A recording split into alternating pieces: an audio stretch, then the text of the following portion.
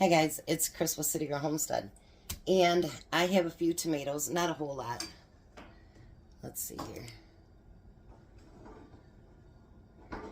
And I don't want to let them go to waste because obviously they haven't come in a multitude yet.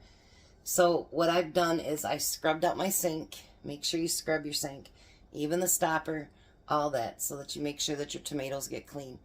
I do not boil my tomatoes first. I can them with skin and all. Some people don't, some people do. It's okay either way. So what I'm going to do first, since I've got them all cleaned up, is I'm just going to take the tops off here. Maybe. And I'm just going to throw them in my bowl over here. I don't know how many I'll get out of this, but I thought about freezing them, and then we brought in another small batch, and I thought, you know what, I'm just going to can some pints. Because I have never really canned pints unless I had, you know, I was short one or something like that. But this year I want to actually can some pints because there's a lot of times that you don't need a quart.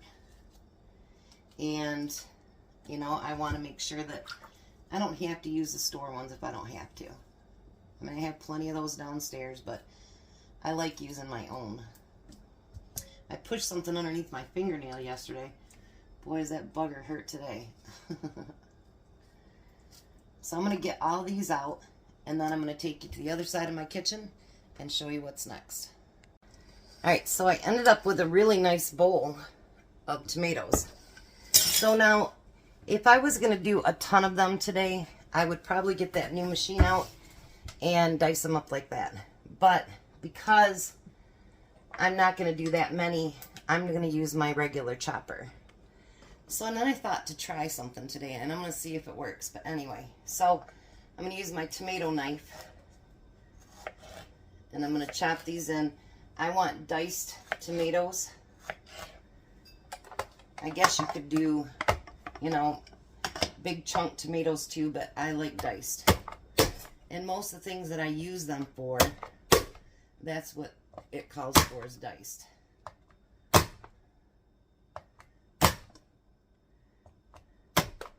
I mean, it'll take me probably a half hour to do this, but that's okay.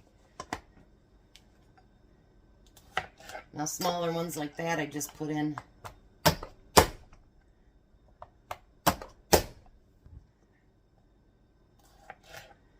I might have more than I thought, though, so. Alright, so I was thinking, what if I could do just this?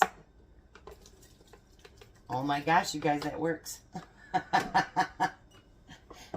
Look at that.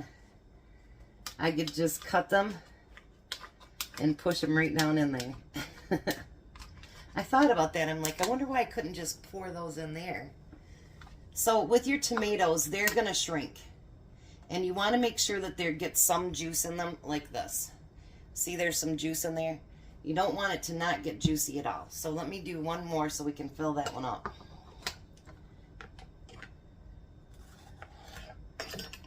I was hoping this would work so I didn't have to dirty up a bunch more dishes. Hey, live and learn, baby. Now, when you think that your tomatoes are really full, honestly, well, this one might be, but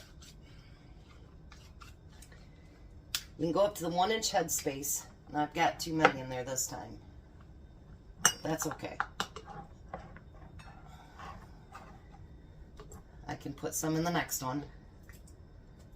But remember, you're going to push them down with your debubbler. Because if you don't pack your tomatoes tight, and sometimes it does it anyway, they'll float all right to the top. And I hate when it does that. There's nothing wrong with it, but I hate when it does it because it's like all that work and you floated to the top. What the heck? So now make sure that you, oh, I forgot one thing. Well, we'll wash the rims really good too. You want to, I do not put salt in mine. I would rather season my stuff later. You do not have to put salt in it. But you do have to put lemon juice in it. So it's a tablespoon for pints and 2 tablespoons for quarts. And I did hear someone say that you can actually put a little bit of sugar in there, and that way it takes away some of that acid. Because for the last few years, I've had issues actually with tomatoes. And I love tomatoes. I've ate them since I was a kid. Like, I would go out in the garden and just pick them and just eat them like that. But for the last few years, I don't know why, it's been really bothering me. And like, even it's in chili or anything. And someone said to add a little bit of sugar in it before you cook it, and that will help out a little bit. So I am going to fingertip tight and then put them in my canner. I'm doing cold, cold, and cold because I'm not cooking my tomatoes first, nothing. So my canner is off right now. It's not, there's no heat going to it because I'm not adding hot liquid to it. Everything is cold. So let me get a few of these done and then I'll be back. I did forget to say something. If you want it to be a little bit easier, go through your jars first and put your tablespoon of your lemon juice in first. And that way you don't forget it. And it's much easier that way. So I just went through some of my jars and put it in there first so that way I know it's in there. You guys are not going to believe this, but I got exactly 9 pints. I told Tom, can you bring me up a dozen jars? I told him bring me up wide mouth because this is what I have left of my just regular. So I'm like, bring up wide mouth. And he brought me up just a small. But anyways, I said from now on, everything bring me up wide mouth because I have tons of them. But I have like 6 left of my just small ones. But anyway, the last one is not quite as high as I'd want it, so it's probably going to float a little bit. But I actually got 9 full pints out of that thing. I didn't think I'd get more than 6, but I got 9. And, you know, if I would have had leftovers and there wasn't enough to do another batch, I would actually put what I had left in a freezer bag, and I would have put it in the freezer, and then that way it could be added to the next batch. Because, you know, I mean, let's say I had enough for 12, but I don't want to run my canner for 3 jars, you know what I mean? That's kind of pointless and it wastes a lot of gas. Or electric if you use it. Now, for those of you that want to, you can parboil your tomatoes and then peel them and then do what I just did. More than likely, you wouldn't be able to use the chopper. You'd have to, you know, hand chop them. I don't mind if I get some of the peeling in there. You really, honestly, in my opinion, you don't notice it. And I've been doing it that way for, this is my 4th year, I think 4th or 5th year of canning tomatoes, and I love my tomatoes. They smell good, they're amazing, they taste beautiful, so much better than the canned ones. The reason for no salt is because I like to be able to season my own food, and I do give things to Courtney's mom, and her and her husband have both had heart attacks and problems, and they can't have salt.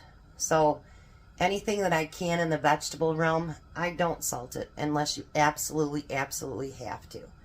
I don't salt it. It doesn't do anything. It's not like meat that you're trying to preserve with a lot of salt. It's just not.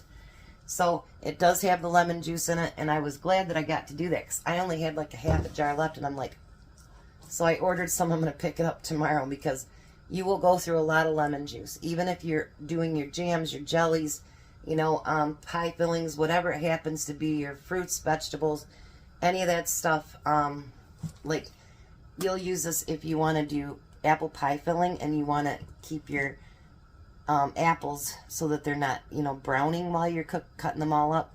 You want to put them in lemon juice so that they don't do that. So if you're a canner, stock up on your lemon juice. It's that time. And so I got some for tomorrow.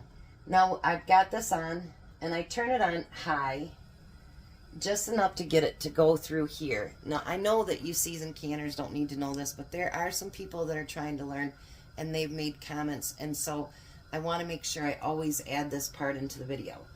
So this is my small canner. I do have a 23 quart too, but I knew I wouldn't need that today. This, I don't know the proper names for all of it, but this is a vent tool. And what it's going to do is when it builds up enough pressure inside, it's going to steam. When it just does it, just intermittent steam like that's not ready.